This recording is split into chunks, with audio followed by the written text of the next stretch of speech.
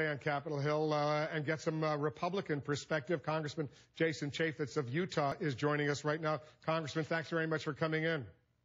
Thanks, Wolf. I appreciate it. I assume you agree that getting rid of Obamacare anytime soon is a fantasy, right? No, look, we have a duty and an obligation in this country to leave it better than how we found it. We as Republicans believe that at some point you actually have to balance the budget so you can start to pay off this $16 trillion debt that we've incurred. So I'm in favor of repealing this. Democrats may not.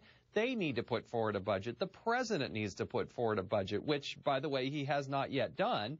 And then we have this dialogue in this country. It's what the process is all about. But in order to repeal Obamacare, Congressman, and you know this as well as anyone, you're a legislator, you have to pass the legislation in the House of Representatives. You might be able to do that since you have a Republican majority, but then you have to pass it in the Senate as well, and that's almost certainly not going to happen, even if you only need, let's say, 60 votes, and you probably will if there's a filibuster. Even if you were to pass it, and both houses, the president would veto it, then you'd need a two-thirds majority to override it. That's not going to happen, right? Well, look, what we have to do is have the Senate Democrats put forward and pass a budget. We need the president to submit a budget. It was due February 4th. He said he'd do it in March. Now he's punted again until April.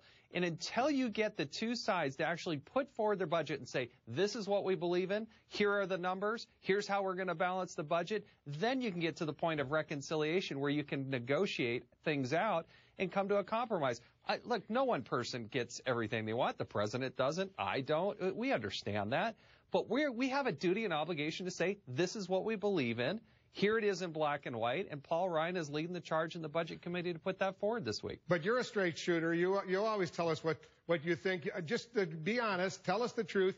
There's no chance in the foreseeable future, while Barack Obama is president of the United States, to repeal Obamacare, right? Look, I'm going to keep fighting for what I believe in. I, too, won an election, and I really do believe that would be best for the country. Can we get every single aspect of it? I hope for it. I'm going to fight for it. But will I be a reasonable mind and come to the table and recognize I'm not going to get everything? Of course, Wolf. Of course we're going to.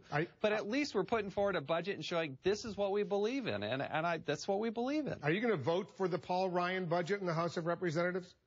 Probably. I have not read the full thing. If Paul's going to unveil that with the Budget Committee, there'll be some vigorous debate, and by the time we get to next week, I'll have a final decision. But in all likelihood, I probably will. Because he said yesterday that budget is based on those $600 billion in tax increases, which the Congress approved in order to avoid going over the fiscal cliff at the end of last year, early January. So even if it includes the $600 billion in tax increases for the wealthy, you will still vote for that Ryan budget?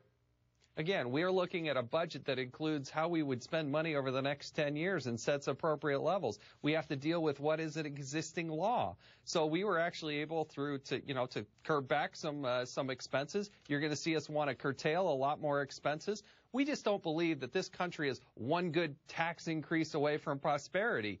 You have to have a thriving economy, and we believe that we can do that without raising taxes. They've been raised.